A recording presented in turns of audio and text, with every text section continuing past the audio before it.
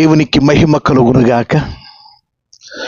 ప్రియమైన దేవుని పిల్లలారా, ప్రభుయేసు నామములో మీకు నా హృదయపూర్వకమైన వందనాలు, శుభములు మీకు చెల్లిస్తూ ఉన్నాను. గత వారమంతా కూడా టీవీలలో, మీడియాలో, ప్రజలలో ఇదే మాట, ఒక సాఫ్ట్వేర్ ఇంజనీర్ టీమ్ లీడర్గా పనిచేస్తున్న విజయశాంతి రెడ్డి, ఈమెకు మంచి భర్త ఉన్నాడు. ఆయన దుబాయ్లో మంచి ఉద్యోగం చేస్తూ ఉన్నాడు. చక్కని ఇద్దరు పిల్లలు ఉన్నారు, 18 ఏండ్లు 19 ఏండ్లు. పాప పేరు చేతన, కుమారుని పేరు విశాల్. వారిద్దరిని ఇంటర్మీడియట్లో చేర్చి వారికి మంచి భవిష్యత్తు ఇవ్వాలని వారిని హాస్టల్లో చేర్చి, ఇక్కడ ఆ విజయశాంతి రెడ్డి బాగా చక్కగా చదివించుకుంటుంది పిల్లలిద్దరినీ కూడా.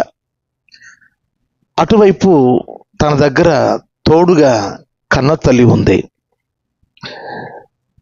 ఆమె సాఫ్ట్వేర్ ఒక ఇంజనీర్గా ఉండి 15 మంది ఆమె దగ్గర పనిచేస్తున్నారు. వారికి ఆమె టీం లీడర్గా పనిచేస్తుంది.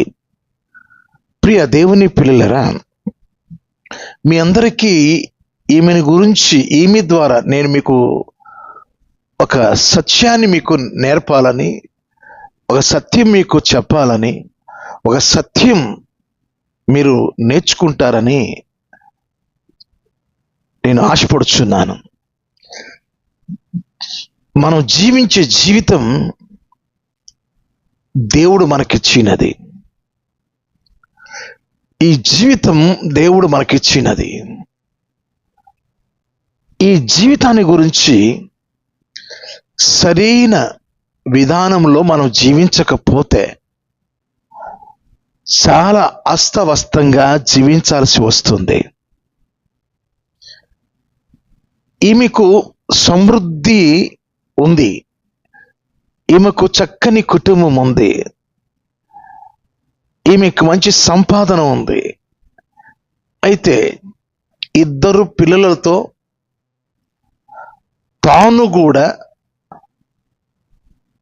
పిల్లల దగ్గరికి వెళ్ళి హాస్టల్లో ఉన్న ఆ 2 పిల్లలను తీసుకొని 2026 సంవత్సరం జనవరి నెల మొట్టమొదటి నెల 29వ తారీఖున సాయంకాలమున 4 గంటల ప్రాంతంలో వెళ్ళి వారిని హాస్టల్ నుండి తీసుకొచ్చుకొని అర్ధరాత్రి వరకు వారికి చనిపోవాలి అన్న విషయాన్ని చక్కగా నేర్పించింది.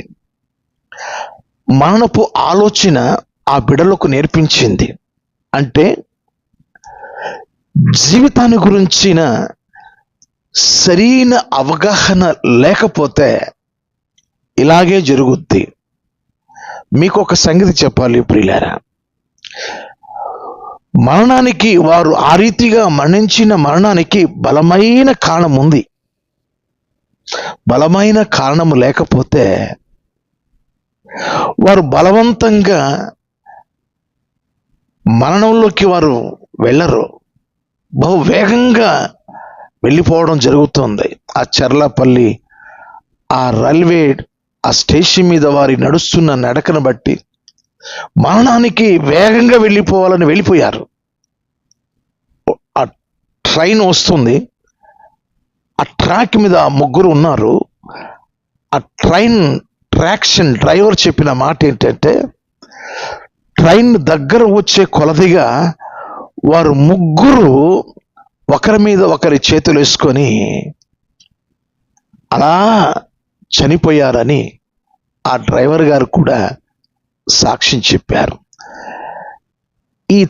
ఈమెలో పుట్టినది మరణపు తలంపు. విజయశాంతి రెడ్డి, ఈమెలో చచ్చిపోదామన్న ఆలోచన ఎందుకు వచ్చింది? చచ్చిపోవాలన్న ఆలోచన ఎందుకు వచ్చి ఉంటుంది? నేను లేఖనాలు తీసి ఆమె మరణానికి కారణం నేను చెప్పగలను. అవును ప్రియులారా, ఎందుకంటే జీవితము అనేది దేవుడు మనకిచ్చిన ఇది గొప్ప భాగ్యమని మనం ఎంచాలి. చాలామంది తొందరపాటుతో జీవించే జీవితం ఆ ఇద్దరు బిడ్డలకు ఉంది, ఆమెకు ఉంది. కానీ తొందరపాటు నిర్ణయంతో, దీనికి సాతానుగాడి ఆలోచనతో వారి జీవితం ముగించబడింది. వారి జీవితం ప్రపంచానికి ఏం నేర్పుతుంది? ప్రపంచం ఏం నేర్చుకుంటుంది? సమస్య వచ్చినప్పుడు వారికిలాగా మనం కూడా చనిపోవాలని కొందరు ప్రోత్సహించబడతారు. మరికొందరు ఈమె సమస్యను గురించి ఇంత నిర్ణయం తీసుకోవాలనా అని ప్రశ్నించేవారు లేకపోలేదు. ఏది ఏమైనా దైవ సేవకునిగా నేను ఆ స్థితి చూసినప్పుడు, వారి పరిస్థితులను గురించి ఆలోచించినప్పుడు నేను కొన్ని మాటలు చెప్పాలని ఈ వీడియో చేస్తున్నాను. అమూల్యమైన విషయాలు, జీవితాన్ని గురించి మనం నేర్చుకోవలసిన విషయాలు నేర్చుకుందాం. పరిశుద్ధ గ్రంథం ముందు మనము నేర్చుకునే వారంగా ఉందాం. మా జీవితం గురించి మాకు తెలుసులేండి అనకండి. జీవితపు విలువలు తెలియకనే ఆమె ఆ రీతిగా చేసింది. జీవితాన్ని గురించి ఎన్నో విషయాలు పరిశుద్ధ గ్రంథం మనకు బోధిస్తుంది. చూడండి, ప్రసంగి గ్రంథం 7వ అధ్యాయం 14వ వాక్యం. సుఖదినమందు సుఖముగా ఉండుము, ఆపద్దినమునందు యోచించుము. అంటే కష్టకాలం వస్తుంది, కష్టకాలంలో యోచించు, సుఖంగా ఉన్నప్పుడు సుఖపడు. ఇప్పుడు ఆమె జీవితం చాలా సుఖంగా ఉంది. సరే, ఏదో రీతిగా ఆమె ఒక మరణపు ఆలోచనలో ఉంది అంటే ఏదో బలమైన కారణం ఉంటుంది. అయితే ఆ కష్టకాలంలో, ఆ ఆపద్దినమందు ఆమె చేయవలసిన పని ఆలోచించాలి, పరిష్కార మార్గాన్ని వెతకాలి. పరిష్కార మార్గాన్ని గురించి ఎవరి దగ్గరికి వెళ్ళాలి? దీని మార్గం ఏంటి? తమ్ముడున్నాడు, తల్లి ఉంది, భర్త గారు ఉన్నారు. ఆమె ఇతరులకు చెప్పేది. ఆమె ఒక టీం లీడర్. కొద్ది గొప్ప తను ఒక మంచి నిర్ణయం చేయగలిగిన జ్ఞానపరురాలు. కానీ జన్మనిచ్చిన ఆ తల్లే మరణపు ఆలోచన ఇచ్చి చనిపోవడానికి దారి తీయడానికి ఆమె అలా ఎందుకు చేసిందంటారు?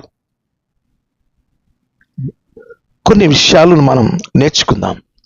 ప్రియ దేవుని పిల్లలారా, ప్రసంగి గ్రంథం 7వ అధ్యాయం 17వ వాక్యంలో, నీ కాలమునకు ముందుగా నీవేళ చనిపోవద్దు అని ఉంది బైబిల్లో. దేవుడు అడుగుతున్నాడట, నేను నీకు ఒక కాలాన్ని నిర్ణయించాను, నీకు ఒక ఆయుష్ ఇచ్చి ఉన్నాను. నీ కాలానికి, నీ ఆయుష్ కాలానికి ముందు నీవేళ చనిపోతావని ఇలాంటి వారిని బట్టి దేవుడు రేపు అడుగుతాడట. చూడండి, యోబు గ్రంథం 14వ అధ్యాయం 5వ వాక్యం. నరుల ఆయుష్కాలం పరిమితి కలదు, వారి నెలల సంఖ్య నీకు తెలిసే ఉన్నది. మించజాలని వయో పరిమాణం నీవు వారికి నియమించి ఉన్నావు. అంటే ఆయుష్కాలం, మనం ఎంతకాలం ఇక్కడ జీవించాలో నీవు వారికి నియమించి ఉన్నావు. దేవుడు ఈ భూమి మీద మనం ఎంతకాలం జీవించాలో పుట్టగానే ఆయన రాస్తాడు. నీ కాలానికి నీవేళ చనిపోతావన్న ఆ ప్రశ్న దేవుడు మనకు వేయకుండా ఆయన ఇచ్చినంత కాలం ఈ భూమి మీద చక్కగా జీవించాలి. ప్రియమైన దేవుని పిల్లరా, కాలానికి ముందు చనిపోతే దానికి చాలా పనిష్మెంట్ ఉంటుంది ప్రియులారా. చాలా రెట్టింపు మూల్యం చెల్లించాల్సి వస్తుంది. ఎందుకంటే ఈ జీవితం దేవుడు మనకిచ్చింది. దేవుడే మనల్ని పుట్టించుకున్నాడు. ఈ శరీరం మనది కాదు. మనం తయారు చేసే పని అయితే పెళ్ళిళ్ళు అవసరం లేదు, దేవుడు అవసరం లేదు. మనమే ఒక కర్మాగారం పెట్టేసి మనుషులు పుట్టించవచ్చు. ఈ శరీరం మనది కాదు. ఒకవేళ శరీరం లాగా కొంతమంది శిల్పకారులు మనకు చూపిస్తున్నారు. సేమ్ యాజ్ ఇట్ ఈజ్గా మనుషులాగా వారు ఉండడం, కదలడం చూపిస్తున్నారు. కానీ మనలో ఉన్న ప్రాణం మనది కాదు, మనలో ఉన్న ఆత్మ మనది కాదు. అసలు ఈ జీవితమే మనది కాదు. దేవుడు మనకు కృపగా, కానుకగా, బహుమతిగా ఈ జీవితాన్ని నీకు ఇచ్చినాడు. ఎవరి జీవితాన్ని వారు విలువగా బతకాలి. జీవితం అంటే అందమైనది, జీవితం అంటే అది విలువైనది. ఈ విలువైన జీవితాన్ని అందంగా తీర్చిదిద్దేవాడు దేవుడు. నీ కష్టం వచ్చినప్పుడు, బాధ కలిగినప్పుడు ఆలోచించి నీవు ఏదైనా మార్గం వెతకడానికి ప్రయత్నించాలి. నేను ఇంకా వివరంగా మీకు కొన్ని విషయాలు చెప్పాలని నేను ఆశిస్తున్నాను ప్రియులారా. మన జీవిత దినాలు కొంతకాలం, అంటే ఎంతకాలం దేవుడు రాసి పెట్టాడో అంతకాలం మనం దేవుని చిత్తానికి మనం జీవించడానికి ప్రయత్నించాలి. 90వ కీర్తన 3వ వాక్యం, నీవు మనుష్యులను మంటికి మార్చుచున్నావు, నరులరా తిరిగి రండని నీవు సెలవిచ్చుచున్నావు. తిరిగి రండి అని నిన్ను నన్ను పిలిచిన వరకు ఈ భూమి మీద ఈ అందమైన జీవితాన్ని, విలువైన జీవితాన్ని జీవించాలి అనేది మనం మర్చిపోకూడదు. కనుక మరి ఆ యొక్క సోదరి ఆ విజయ శాంతిరెడ్డి చక్కగా చదువుకున్నది, అన్ని హోదాలు అనుభవిస్తుంది. కానీ సమస్య వచ్చినప్పుడు చతికిల పడింది. చాలామందికి చావే దీనికి తుది జవాబు అని సమస్యల మధ్య కొంతమంది శ్రమ దినమున నువ్వు కుంగిన ఎడల నీవు చేతగానే వాడవైపోతావని సామెతల గ్రంథం 24వ అధ్యాయం 10వ వాక్యంలో ఉంది. మనం శ్రమ దినమున, కష్టకాలమున ఆదుకునే దేవుడు ఉన్నాడు. శ్రమ దినమున మనం మొర్రపెట్టగలిగితే ఆపత్కాలమందు ఆదుకునే దేవుడు ఉన్నాడు. సరే, దైవ చింతన ఆలోచన లేనప్పుడు నీకు నీవుగా నీ కాళ్ళ మీద నిలబడేటట్టుగా ఆలోచించాలి. మనిషికి దేవుడు జ్ఞానం ఇచ్చినాడు, ఆత్మ ఇచ్చినాడు, ఆలోచించాలి. మనం పక్షులం కాదు, జంతువులు అంటే మనకు కనబడే జంతువులు కాదు. సాక్షాత్తు దేవుని స్వరూపమందు, దేవుని పోలికలో పుట్టిన ఆయన పిల్లలం మనం. ఆలోచించే జ్ఞానం ప్రభు మనకిచ్చినాడు. ఇంకా కొన్ని మాటలు మీకు చెప్పాలి ప్రియులరా. ఇది సాతానుగాడే సాక్షాత్తు ఆమెకు చనిపో అనే ఆలోచన చెప్పాడు. ఆమెతో పాటు తన బిడ్డలను కూడా తీసుకువెళ్ళే ఆలోచన సాతానుగాడే చెప్పాడు. అవును, ఎందుకంటే దీనికి నిదర్శనాలు కొన్ని ఉన్నాయి ప్రియులారా. యేసు ప్రభు ఆయన మనల్ని రక్షించడానికి ఆయన ఈ లోకానికి వచ్చినప్పుడు ఆయన సేవా పరిచర్య చేయడానికి 40 దివారాత్రులు ఉపవాసం ఉండి ఆయన గడుపుతున్నాడు శక్తి పొందుకోవడానికి. అలాంటి సందర్భంలో ఆయన ఉపవాసం భంగము చేయడానికి ఆ దినాలలో సాతానుగాడు శోధిస్తున్నాడు. 3 శోధనలు ఉన్నాయి. రెండవ శోధన గురించి మీకు చెప్తున్నాను. మత్తయి సువార్త 4వ అధ్యాయం 5, 6, 7 వాక్యాలు నేను చదువుతూ ఉన్నా. అంతటా అపవాది పరిశుద్ధ పట్టణమునకు ఆయనను తీసుకుని పోయి దేవాలయ శిఖరమున ఆయనను నిలవబెట్టి, నీవు దేవుని కుమారుడవైతే క్రిందికి దుముకుము, ఆయన నిన్ను గూర్చి తన దూతలకు ఆజ్ఞాపించెను, నీ పాద మెప్పుడైనను రాతికి తగలకుండా వారు నిన్ను చేతులతో ఎత్తికొందురు అని రాయబడి ఉన్నదని ఆయనతో చెప్పాను. అందుకు యేసు, ప్రభు అయిన నీ దేవుని శోధింపవలదని మరి ఒక చోట రాయబడి ఉన్నదని వానితో చెప్పాను. ప్రియ దేవుని పిల్లరా, సాక్షాత్తు దేవుడైన యేసు ప్రభుల వారినే ఆ ఎత్తైన దేవాలయ శిఖరమున అక్కడ ఉన్న ఆయనను కిందికి దూకు, నీవు చచ్చిపోవు, దేవదత్తులు వచ్చి పట్టుకుంటారు, వాక్యం ఉంది కదా అని శోధిస్తుంది. పడిపోయి చచ్చిపో. దాని ఆలోచన అది. మరణపు ఆలోచన వచ్చింది అంటే సాతానుగాడే దానికి కారణం. చూడండి, దుముకుము, పైనుండి కిందికి దుముకుము. అసలు ఎవరిస్తారు ఈ ఆలోచన? సాతానుడే. అనేక మంది బలవన్ మరణములకు కారణము సైతాను, అపవాది. వీడు దుష్టుడు. వీడు ఎవరిని మింగాలి అని గర్జించు సింహం వలె అనేక చోట్లకు, అనేక ప్రాంతాలకు, అనేక గృహాల్లో వాడు ప్రవేశిస్తూ ఉన్నాడు. బైబిల్ చెప్తుంది, గర్జించు సింహం వలె ఎవరిని మింగుదా అని వెతుకుచూ తిరుగుతున్నాడట. దయచేసి మనం కొన్ని విషయాలను నేను మీకు చెప్పాలని ఆశిస్తున్నాను. మరణపు కోరికలు ఎవరికి వస్తాయి? నేను చచ్చిపోవాలి, మరణపు వాంఛ ఎవరికి వస్తుంది? ఒక 5 విషయాలు చెప్తాను. ఆ 5 ఈమె ఎందులో ఉందో ఒకసారి మీరే చెప్పండి. చూడండి, మొట్టమొదటిది ఇర్మియా గ్రంథం 8వ అధ్యాయం 3వ వాక్యంలో అక్కడ ఏముందంటే, మిగిలి ఉన్న ఈ చెడ్డ వంశంలో శేషించిన వారందరూ జీవమునకు ప్రతిగా మరణమును కోరుతురు.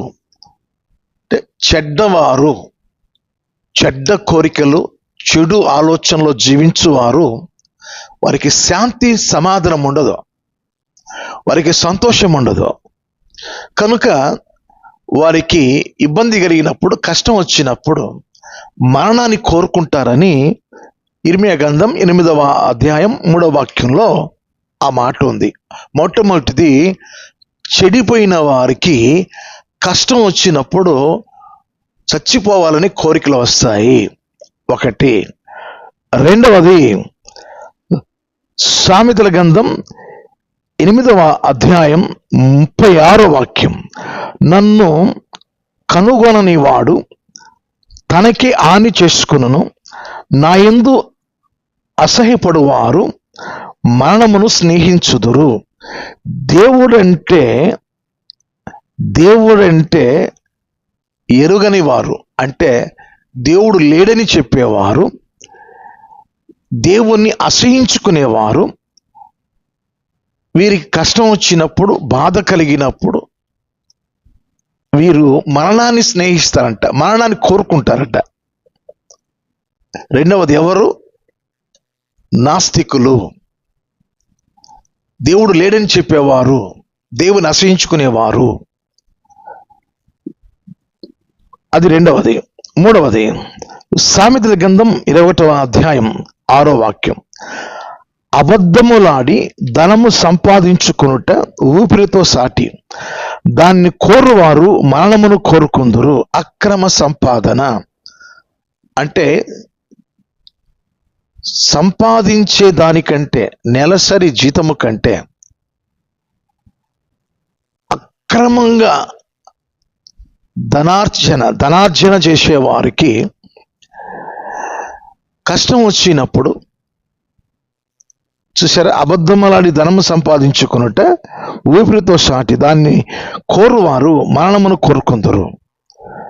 అబద్ధమలాడి లంచాలు పుచ్చుకుంటూ వడ్డీ వ్యాపారాలు చేసుకుంటూ ఇలాగ అక్రమ పద్ధతిలో సంపాదించేవారు ఏదైనా ఇబ్బందులు పడినప్పుడు, కష్టంలో పడినప్పుడు వారు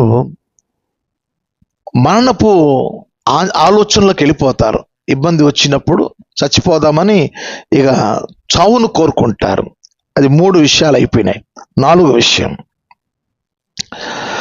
కొరింథీయులకు రాసిన 2వ పత్రిక 7వ అధ్యాయం 10వ వాక్యం, లోక సంబంధమైన దుఃఖం మరణమును కలుగు చేయును.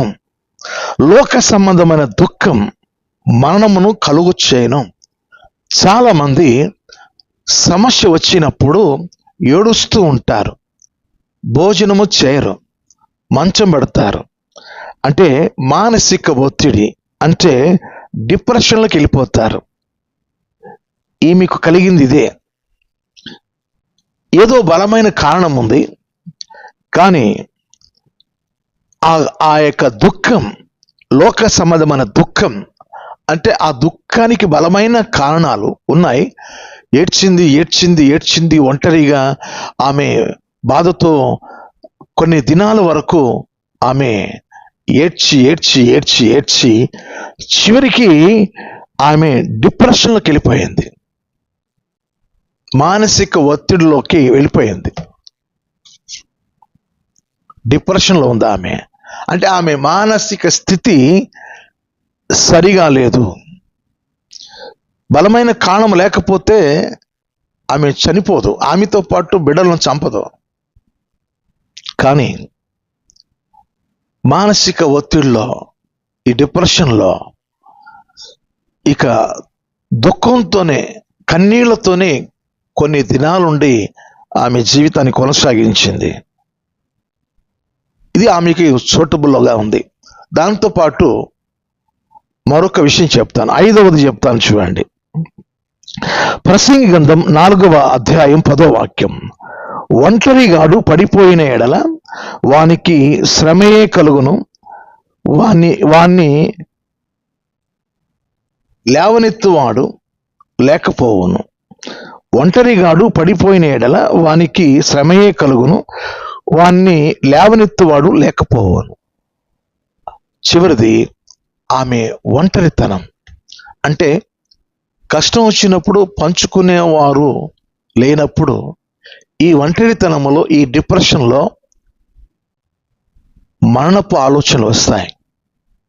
అయితే దీనికి పరిష్కార మార్గం లేదా అని మీరు నన్ను అడగచ్చు. ఇటువంటి పరిస్థితుల్లో మరి ఏం చేస్తే దానికి నివారణ అనేది, సమస్యలు, ఆలోచనలు లేకపోతే చావు మరణపు ఆలోచనలు వచ్చిన తర్వాత దాని నుండి మేలుకోవాలి, దాని నుండి బయటికి రావాలి, ఏం చేయాలనేది ఒక 5 ఆలోచనలు మీకు అందిస్తాను. చక్కగా రాసుకుంటే మంచిది. లేకపోతే ఈ వీడియోను ఇతరులకు షేర్ చేయండి. ఎవరైనా చనిపోవాలని ఆలోచన ఎవరికైనా వస్తే, డిప్రెషన్లో ఎవరైనా ఉంటే, ఒంటరిగా జీవిస్తూ ఈ సమస్యల మధ్య ఒకవేళ వాళ్ళు కృంగిపోయిన పరిస్థితుల్లో ఉంటే ఈ వీడియోను పంపించండి.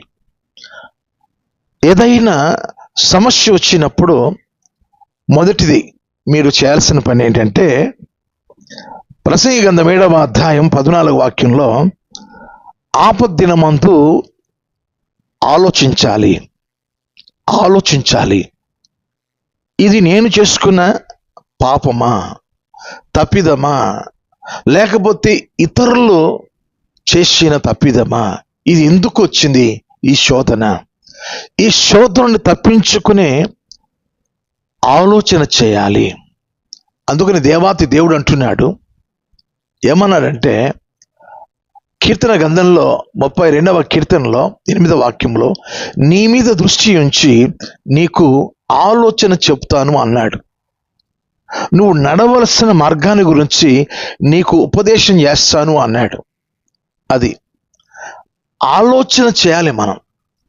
ఆలోచన మనం చేయలేదు, మనకు అందట్లేదు, మనకు ఆలోచన అసలు మనకు ఆలోచన రావట్లేదు, దాని నుండి పరిష్కార మార్గం రావట్లేదు అంటే రెండోది వెతకాలి మనం. రెండో విషయం చెప్తున్నాను చూడండి. సామెతల గ్రంథం 11వ అధ్యాయం 14వ వాక్యం, నాయకులు లేని జనులు చెడిపోతురు, ఆలోచన కర్తలు ఉండుట అనేకులకు రక్షణకరం.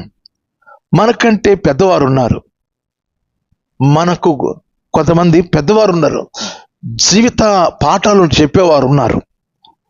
ఆలోచన కర్తల దగ్గరికి వెళ్ళి మనం సమస్యను చెప్పి ఏ రీతిగా బయటపడాలో వారిని అడిగితే ఆలోచన చెప్తారు. పరిష్కార మార్గాన్ని గురించి వారికి తెలిసినది వారు చెప్తారు. ఆలోచన కర్తలు ఉండుట మరి పట్టణానికి, మన ప్రాంతానికి రక్షణకరం. ఈరోజు ఆలోచనకర్తలు లేకపోవడం వల్ల, నీకు ఆలోచనకర్త నీకు లేకపోతే చెడిపోతావు. నీకు బోధించేవారు, నీకు నేర్పించేవారు లేకపోతే నువ్వు పాడైపోతావు. నీకు నీవుగా ఆలోచన చేయని పరిస్థితుల్లో మనకు ఆలోచన చెప్పేవారి దగ్గరికి వెళ్ళాలి. సరే, వారు కూడా లేరనుకుందాం, వారు కూడా లేరు, మనకు ఆలోచన చెప్పేవారు కూడా, మనకు మంచి సలహాలు ఇచ్చేవారు కూడా లేరనుకోండి. అయితే మూడవది మనం వెతకాలి. అదేంటో చెప్తున్నా చూడండి. అదేంటంటే పేతురు రాసిన మొదటి పత్రిక 5వ అధ్యాయం 7వ వాక్యం, మీ చింత యావత్తు ఆయన మీద వేయుడి. అంటే దేవుని మీద మోపాలి. అయ్యా, నాకు పరిష్కార మార్గం కనబడడం లేదు, నీవే నాకు పరిష్కారం, నీ మీదే ఆనుకున్నాను, నీ మీదే ఆధారపడుతున్నాను, ఏదైనా పరిష్కార మార్గం తెలియచేయమని ఆయనకి అప్పగించేయాలి. మన ప్రయత్నం చేశాం, విఫలమైపోయాం. అయితే ఇప్పుడు చేయాల్సిన పని ఏంటంటే, దేవుడు చెప్పాడు. ఏం చెప్పాడు అంటే, మీ చింత యావత్తు ఆయన మీద వేయుడి అని దేవుడు కోరుకుంటున్నాడు. ఆయన మీద వేయమని, మోపాలని. 55వ కీర్తన 22వ వాక్యం, నీ భారము ఆయన మీద మోపము, ఆయనే నిన్ను ఆదుకొనును. ఆయన మీద మోపాలి మనం విశ్వాసంతో. అయ్యా, నాకు మించినది ఈ సమస్య, నేనేమీ చేయలేకపోతున్నాను, నీవే ఆలోచన ఇచ్చి నడిపించమని మనం ప్రార్థన చేసుకోవాలి, దేవునికి అప్పగించాలి. అది ఇప్పటి వరకు మనం ఆపద్దినమందు ఆలోచించాలని, రెండవది ఆలోచనకర్తల దగ్గరికి వెళ్ళి ఆలోచింపబడాలి అని, అది కూడా చేత కాకపోతే దేవునిపై ఆధారపడాలని, ఈ 3 విషయాలు మనం విన్నాం. 4-5 విషయాలు అతి శ్రేష్టమైనవి. ఏంటంటే, ఈ జీవితం దేవునిది అన్న సంగతి మర్చిపోవద్దని మొదటి చెప్పాను. ఈ జీవితం మనది కాదు, దేవుడు మనకు కానుకగా, బహుమతిగా మనకిచ్చాడు ఈ జీవితాన్ని. ఎవరైతే మనల్ని పుట్టించుకున్నారో, మనకు సృష్టికర్త ఎవరైతే ఉన్నారో, మనము ఆయన కొరకు బతకడము నేర్చుకోవాలి. అది ఎప్పుడైతే మనం దేవుని కొరకు జీవించాలి అని, మనం దేవుని పిల్లలమని, మనం సృజించిన సృష్టికర్త ఉన్నాడని ఆ భయభక్తులు మనకు ఉన్నప్పుడు, అప్పుడు మనం బతకాలని ఆశ ఉంటుంది ఈ జీవితం మీద.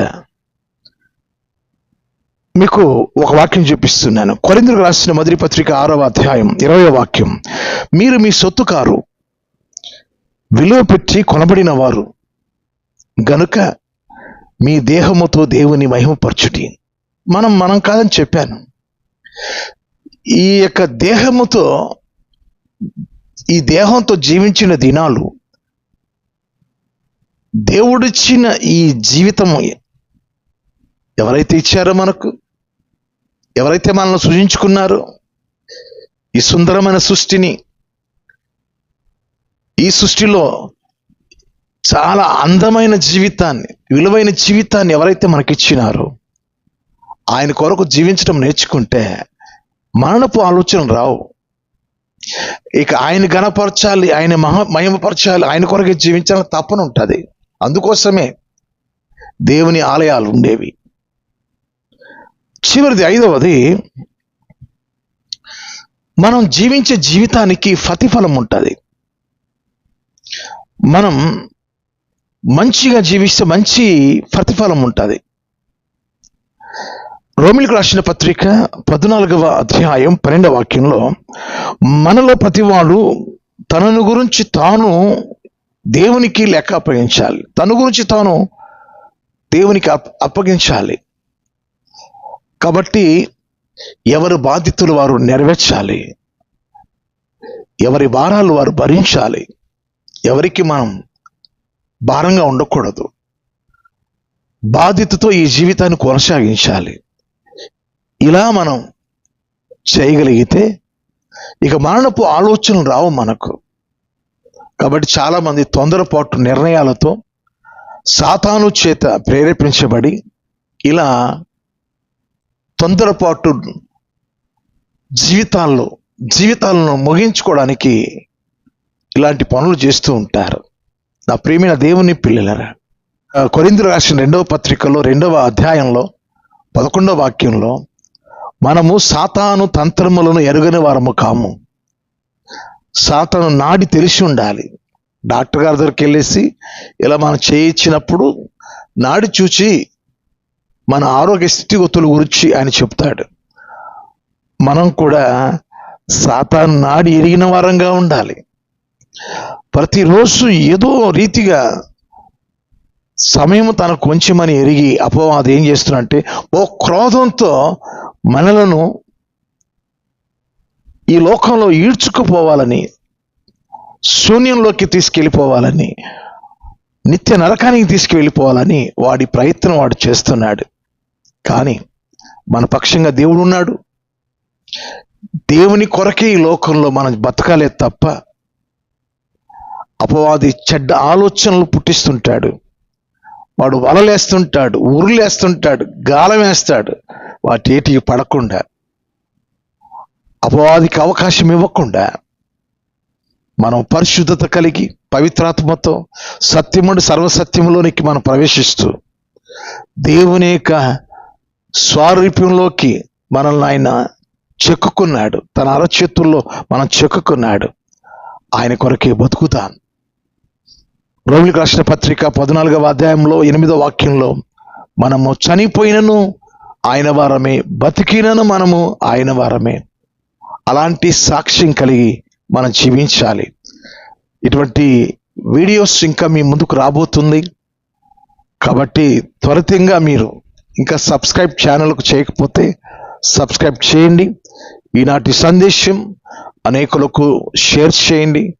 మరొక వీడియోలో మీ ముందు ఉంటాను. లైక్ చేయండి. అనేకులకు ఈ మాటలను వినిపింప చేయడానికి షేర్ చేయండి.